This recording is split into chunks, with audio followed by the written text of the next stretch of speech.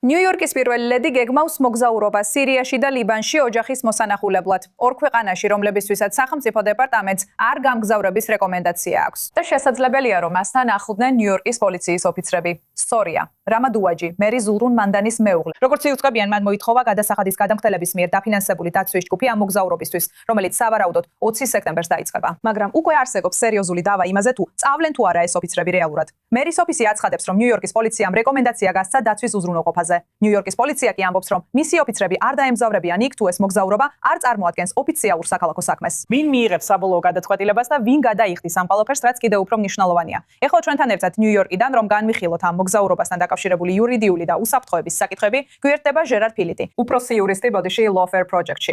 ასე რომ, ჟერარ, შეუძლია თუ არა მერს იურიდიულად გაგზავნოს ნიუ-იორკის პოლიციის ოფიცრები თავისი ცოლის დასაცავად კევდო საზღვარგარეთულ მოგზაურობაში, განსაკუთრებით იმ ქვეყნებში, რომლებზეც მოქმედებს არ გამგზავრების რეკომენდაცია. სწორედ ეს არის აქ ირონია. სახელმწიფო დეპარტამენტი ამბობს, რომ სირიის არც ერთი ნაწილი არ არის უსაფრთხო და ამერიკელებს არ ურჩევს იქ გამგზავრებას, მაგრამ მერია მაინც აპირებს კერძო პირისთვის დაცვის ჯგუფის გაგზავნას. და გახსოვდეთ, რომ მერი მამდანი მუდმივად ამტკიცებდა, რომ მისი ცოლი კერძო პირია და არანაირი საქალაქო საქმე არ აქვს, მაგრამ მაინც საფრთხეში აგზავნის. ეს უკვე უკიდურესი პრივილეგიაა. და საბოლოოდ საკითხი მხოლოდ მისი უსაფრთხოება კი არ არის, არამედ იმ NYPD-ის ოფიცრების უსაფრთხოებაც, რომლებსაც არ აქვს დაპატიმრების უფლება და შეიძლება სირიაში იარარის ტარებაც კი არ ქონდეთ ნებადართული. ესე რომ ეს ღია კითხვად რჩება, რატომ აკეთებს ამას ახლა? განსაკუთრებით მაშინ, როცა ამ ზაფხულს მან არაერთი სხვა მოგზაურობა განახორციელა დაცვის გარეშე.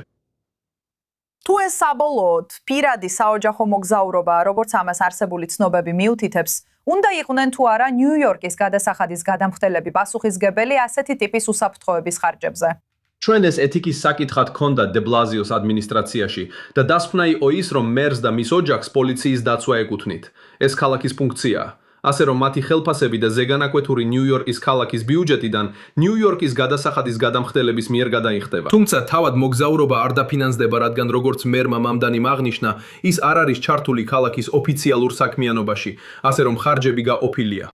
საინტერესოა, ნიუ-იორკის პოლიცია ამბობს, რომ ოფიცრები არ წავლენ, რადგან ეს არ არის ქალაქის ოფიციალური საქმე. თუ მერის ოფისი და ნიუ-იორკის პოლიცია საბოლოოდ ვერ შეთანხმდებიან ამ საკითხზე, რა მოხდება? ვის ექნება საბოლოო გადაწყვეტილების მიღების უფლება? კი, ეს შესანიშნავი კითხვაა. ვფიქრობ, საბოლოოდ ნიუ-იორკის პოლიცია მიიღებს ამ გადაწყვეტილებას, რადგან მათ არ შეუძლიათ ოფიცრები საფრთხეში გაგზავნონ, თუ ისინი ამას ნებაყოფლობით არ დათანხმდებიან. შენ თანხმდები, რომ დაიცავ ნიუ-იორკის ქალაქს, არა იმისთვის, რომ დაიცვა ვინმე კონფლიქტის ზონაში, სადაც სახელმწიფო დეპარტამენტი გეუბნება, რომ იქ წასვლა უსაფრთხო არ არის? და ვფიქრობ, თუ მერი მამდანი ამას დაჟინებით მოითხოვს, ეს კიდევ უფრო დიდ ბზარს შექმნის მისა და ნიუ-იორკის პოლიციის დეპარტამენტს შორის, ვიდრე უკვე არსებობს. კარგი, აშკარაა, რომ ეს საკმაოდ საინტერესო ამბავია. შეიძლება ითქვას, რომ ძალიან საინტერესო იქნება, როგორ განვითარდება მოვლენები. მოგზაურობა ახლოვდება, ჯერ კიდევ მინიმუმ 1 თვეა დარჩენილი, სანამ ის საბოლოოდ გაემგზავრება. ასე რომ შეიძლება კიდევ ერთხელ მოგიწვიოთ ეთერში, რომ გავიგოთ რა მოხდება შემდეგ აქ. რა თქმა უნდა.